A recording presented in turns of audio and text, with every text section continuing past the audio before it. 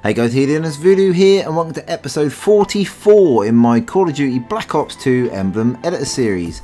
Today we're taking a look at the Spy Plus sunglasses logo, which is obviously a sort of cool brand. They sponsor Ken Block amongst other things, and they do some really nice sunglasses, and a lot of you guys have been asking me for this one, and I now understand why, because it was an absolute bitch.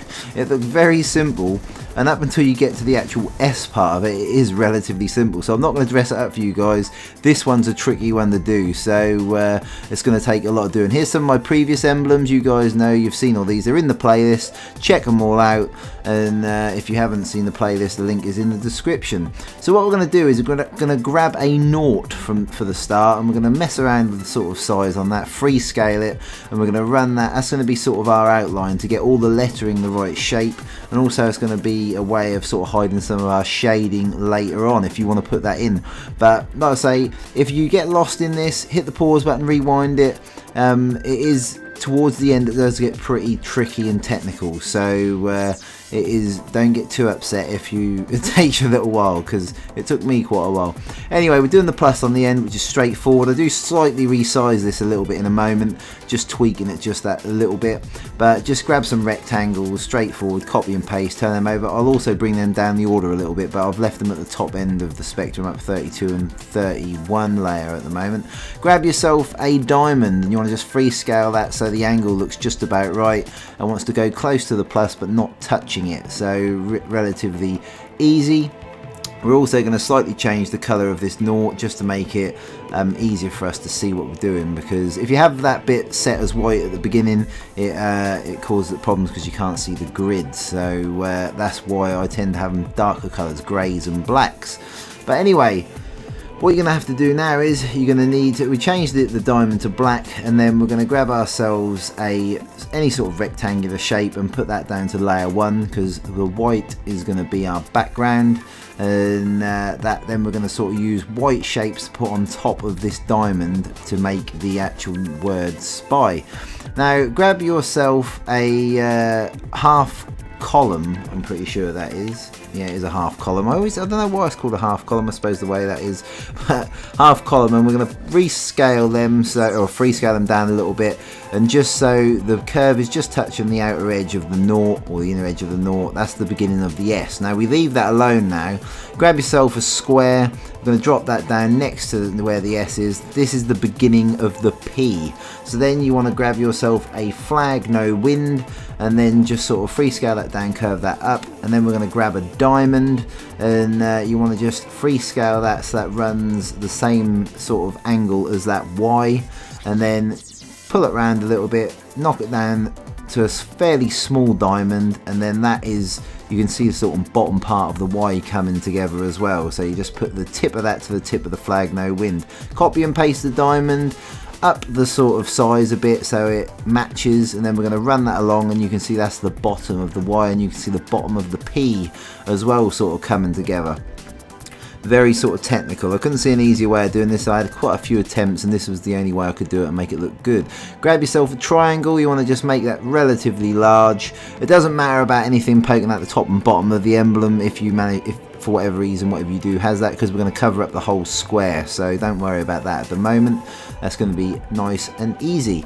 Obviously feel free to hit the like button if you enjoy this emblem, or you like any of my others. Feel free to hit the like button, keeps me sort of happy and making emblems for you guys. Grab yourself any sort of square or rectangle, put that in the middle there, and then you want to grab a half circle and add that on the end. We are going to sort of change the scale of them in a little while, but as long as you get everything sort of there and thereabouts, then you can tweak all the little images and all the little emblems and just get them the right size. It's all about getting the sort of the meat of it all there, and then the final touches are not too bad, so it's just a case of tweaking them.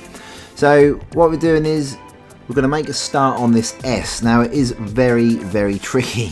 You want to grab yourself a half circle, and you want to sort of make the same sort of size as your half column so it matches exactly. Then copy and paste and put the other half circle down the bottom. That is the beginning of the S. Now then what I did was I grabbed myself a half heart triangle, which is very odd for half heart because it doesn't really look like one, but then relatively big on the left hand side there, and you will have a gap between that and the half circle to start with, and we're going to fill that in with another shape eventually. I think I brought it down a little bit so it's touching the half circle, but it actually does eventually, it changes, so don't worry about that, that's not a problem. Then you want to grab yourself another half heart, and we're going to put that over to the right hand side and flipped it, and then it's going to be basically a bit of free scaling involved here, and then you can see that sort of the flat bit goes towards the edge of the P, and the pointy end just about touches the half circle. Now we're going to copy and paste another one of these half hearts exactly the same size and move it across to sort of fill in that gap there. Now that's sort of, now the S is starting to come together quite nicely. We've got a few little tweaks we need to do to it as yet, but that is sort of getting there. Obviously, like I said to you, feel free to hit the pause button at any time and look at anything. Now what we've got there is a swoop, and we flip the swoop, and we're going to sort of make the curved part of the S there, and we're going to copy and paste another one and just bring that over to the left a little bit, just to sort of make that S look just as it should be, and that'll be just nice. Now we're going to use a couple more of these swoops, one at the top left hand side of the S, and we're going to use another one around the bottom left hand side of the S, just to finish off the curved edges. At the end of this emblem we use 30 layers, so you got 2 spare, so it's not too bad. And I just moved that half heart up at the bottom, and I'm just putting that extra shape in like I said to you, but that's the S sort of coming along. Now you can see that the P is slightly out of perspective at the moment. They're sort of slightly different. The Y and the S are about the same sort of size, but the P looks a little bit too fat, so I've had to free scale all of the shapes I put in there just a little bit, just up them a little bit, just to make them a little bit bigger, and move them around just to make that P look a little bit sort of less fat. Put it on a diet. Anyway, so it's not too bad after all that, but it just, you might have to watch the S 2 or 3 times just to get it just right, because it had me scratching my head for quite a while just getting it right. So another one of these images where you sort of think, am I actually going to make it right, or is this a complete lost cause? But now what we're doing is we're going to sort of make the shapes. We're going to fill in the edges on this whole image, and we're going to use another naught. And what I'm going to do is I'm going to bring that naught above the white naught, and we're going to use that as, that's almost like it's a sticker that's going to be sat on the gun and on the player card. So it's all a case of free scaling that down just in the right place, and it took me ages to free scale it down, so I've cut a little bit of it out. Just, I couldn't get it to free scale where I wanted it to go, and I've made a lot of emblems, so if you guys have trouble, then don't feel too bad about it.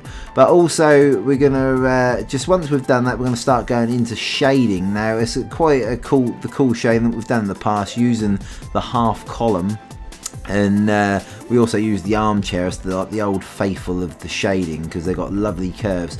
Now the half column, you want to max that right out, and that then gives you that nice fuzzy edge. Now at the top part, I run that across the top half of the image, and I drop the actual colour down to white, and the opacity ends up at 27% on the top there for the white part.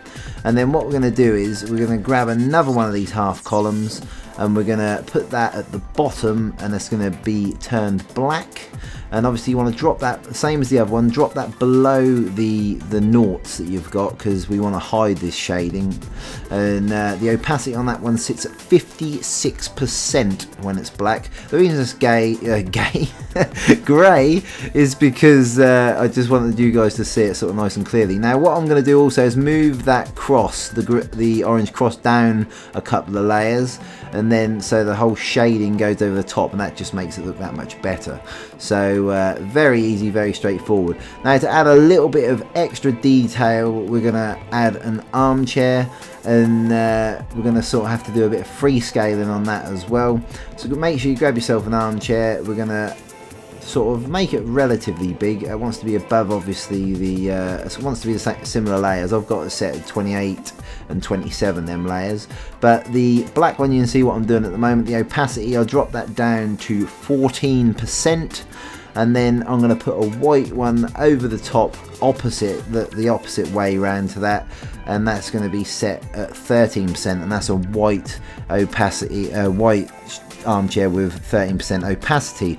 But you don't have to do the shading, it's completely up to you guys. I do it because it just makes the emblems look that much next level. It looks really cool to me. Obviously once you've set the sort of curve up, you want to drop that below the noughts as well, and it's relatively straightforward.